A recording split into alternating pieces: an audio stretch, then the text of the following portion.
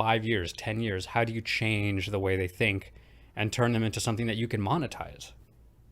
Yeah. The documentary I thought took a little bit of a swing towards the end there to kind of an anti-capitalism stance, which was a little bit different than the anti-social media stance. But I get how they tie in together. Of course, these social media platforms are a business. That's very important to remember. Facebook, Instagram, YouTube, they're businesses. They operate because they're making money through this ad revenue that they generate. That's how they operate. You have to understand they're not just, it's not a free service that the federal government puts out for you to use and it's perfectly safe and sound. It's a business that's just become massive. I mean, you're looking at some of the most wealthy businesses outside of maybe the oil industry. The technology industry and the social media industry is probably the biggest industry in the entire world at this point.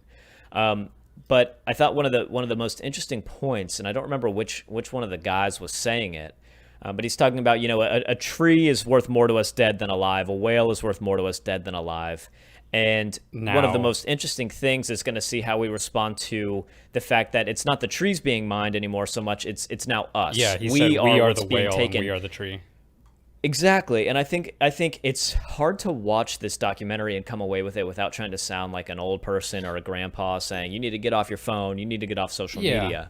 But it is important to see something like this just so that you're aware, the danger of social media in some ways is that when you're 70 years old and you're, the analogy, right, or the metaphor, when you're 70 years old or 80 years old and you're sitting on your deathbed and you're looking back at your life, how many countless days and hours and months will you have said that you spent on social media? And it's scary in the same way that, smokers, we have a lot of campaigns against anti-smoking, which of course are funded by different things that have a stance and people doing things other than smoking cigarettes. But it's very similar in that, a lot of people don't realize the damage they're inflicting until it's too late. And with social media, the damage is not that you're going to get lung cancer. The damage, you might have a stiff body or bad eyesight from being on your phone or something all the time. But the damage is that in 50 years, you're going to look back and say, Jesus Christ, I just, if I look at the hours and just time overall that I spent in my life on social media, it's going to be an absurdly high number. Well, let's do the, it's let's just do kind of the math where our really culture quick. is going. The average person, let's say you man. you started at 15. Let's say you live until you're 60. What is that? 45 years. So 45 years, 3 hours a day.